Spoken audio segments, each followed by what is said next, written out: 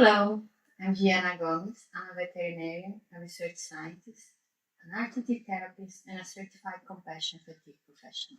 I'm here to talk to you about caring, about the love and compassion we have towards animals. And I say we because I believe if you're watching this video, you're also someone who, like myself, who loves and cares for animals. And this caring, this love, and the compassion for animals is a gift. It is something special that some people carry. It is usually part of our nature, from who we are.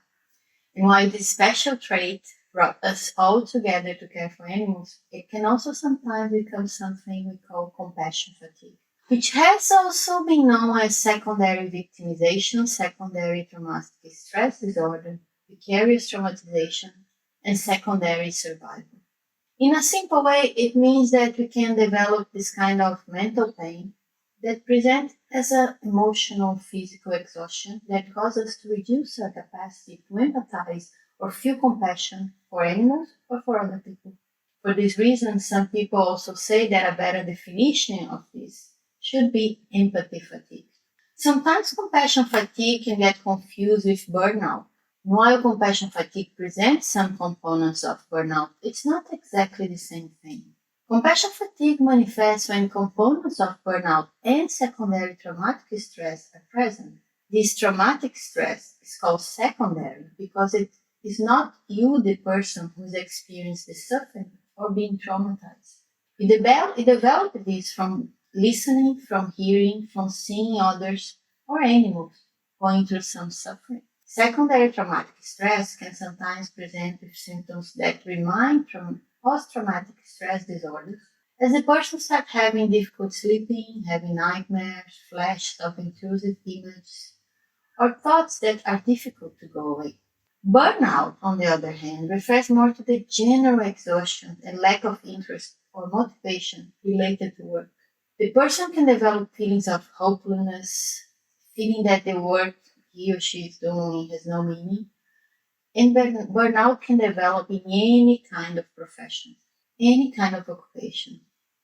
And it's related to being sometimes overworked or due to a conflict between personal values and the organization the company goes or demands, or due to a feeling of having no control over the quality of the service in the job that's providing, for example. Or maybe an awareness of little emotional or financial reward for the work that the person is doing. Or even a sense of loss of community within the company and the place they work. Compassion fatigue, on the other hand, usually originates from dealing with victims of trauma, from animals or people that have been traumatized or are constantly being exposed to suffering. But it's not actually the care and compassion towards animals that makes this an issue and make this issue to manifest and to become a problem. In most cases, it is because we care so much for animals that we end up forgetting about ourselves, but about our own needs. We forget that compassion we have towards animals has to start with us, towards ourselves. And that focusing on ourselves is not selfish, is not weakness, because you cannot give up from an empty cup. And compassion fatigue can manifest in so many ways. So it is important to have this open mind, to be willing to identify when some of the symptoms start to emerge and have a negative impact in our lives.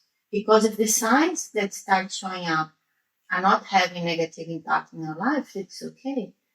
But in most cases they do, and we are not always aware of this. In a more personal sense, compassion fatigue can show as a constant headaches, fatigue, anxiety, distress. Notice here that we are more irritable, noticing changing appetite, sleeping patterns, be more hypervigilant, lose our sense of purpose, decrease concentration, focus, be more isolated from friends and family.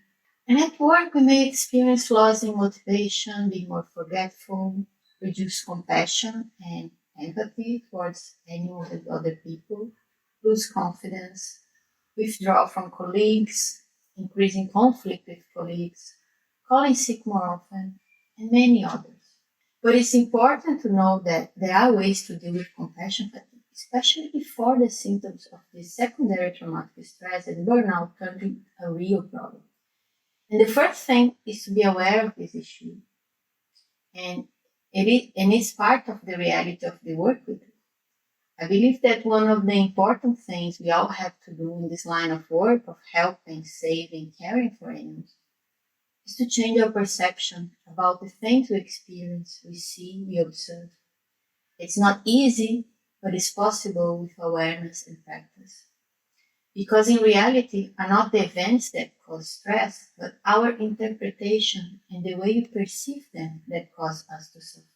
Implementing simple self-care routines on a daily basis can have a massive impact in people's lives. Thank you for my own journey, taking time to meditate, to exercise every day, take time to rest when I'm tired, having healthy meals, connecting with family and friends are all things that we must incorporate in our lives.